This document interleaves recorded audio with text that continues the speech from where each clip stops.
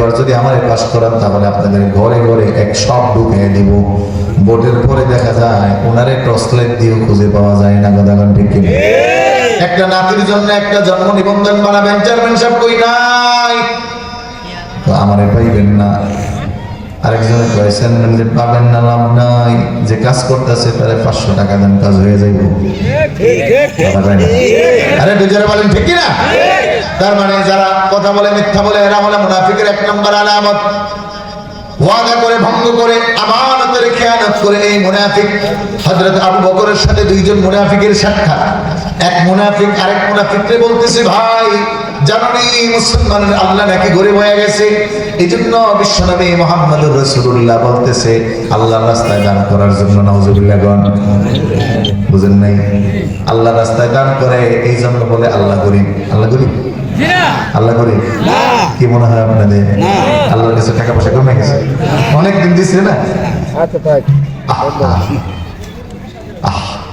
যে যায় লঙ্কায় সেই হয় হনুমান, কাকে কি যে বলবো সকলই সমান। এই দেশের টাকা চুরি করতে করতে এই দেশটারে থম্বা বানায় দিচ্ছে। রাজত্ব করার নাম দিয়ে মানুষের অবিশ্বাস করে, মানুষের হালাল অর্থকে তাদের কর্মকোহরে নিয়ে দরবেশ নামের ভণ্ড সেজেছে। কথা বলো ঠিক কিনা? নাম দিছে দরবেশ, করছে চুরি। আফসোস সম্মানিত ভাইরা আমার, এজন্য ভালো করে হাদিসটা শুনুন। হযরত আবু বকরের সাথে মুনাফিকদের সাক্ষাৎ। এক মুনাফিক আরেক মুনাফিকরে বলতেছে মুসলমানের আল্লাহ গরিব, এজন্য নবী মানুষদের কাছে তার সাহাবীদের কাছে চাইছে আল্লাহর রাস্তায় দান করার জন্য। এই কথা হযরত আবু বকর রাদিয়াল্লাহু তাআলা আনহুর কানে গেছেন। 1 সেকেন্ডের জন্য আবু বকর আর দেরি করলেন না। অথচ মুমিনের গুণাবলী ছিল মুমিন ঝগড়ায় জড়াবে না, কিন্তু হাদিসটা কিন্তু তার বিপরীত। একটু ভালো করে বুঝেন, কারণ এই ওয়াজ শোনার পরে আপনি তো বলবেন হুজুর তাহলে আপনারা আউল বাউল ফাউলের বিরুদ্ধে বলেন কেন, নাস্তিকদের বিরুদ্ধে বলেন কেন, ইকামতে ইসলামের পক্ষে বলেন কেন? হযরত আবু বকর শুনতে দেরি হলো, চট করে চটকার মেরে দিচ্ছে, থাপ্পড় মেরে দিচ্ছে। এরকম কিছু জালালি তবিয়তের মানুষ আছে না?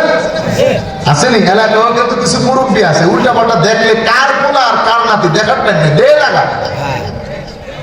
এই কাজটা এখন আমাদের সময়ের দাবি আসছে।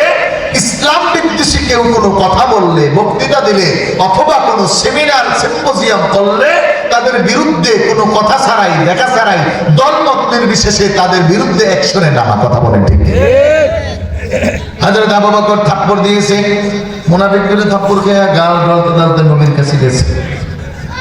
মুহাম্মদ সাল্লাল্লাহু আলাইহি ওয়াসাল্লাম, তোমার আবু বকর থাপ্পড় দিয়েছে। নবীজি বলেন আবু বকর থাপ্পড় দিয়েছে, এটাও শুনতে হইব।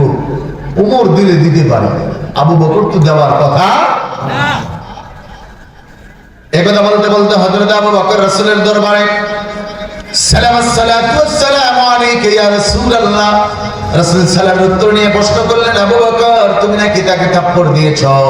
হযরত আবু বকর রাদিয়াল্লাহু তাআলা আনহু বলতেছেন, ইয়া রাসূলুল্লাহ থাপ্পড় দিয়েছি। নবীজি বলে কেন?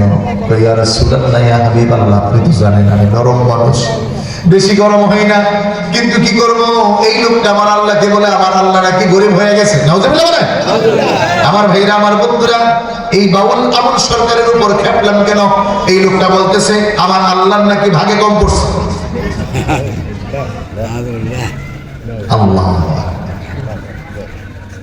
আল্লাহর ভাগে কম পড়ে।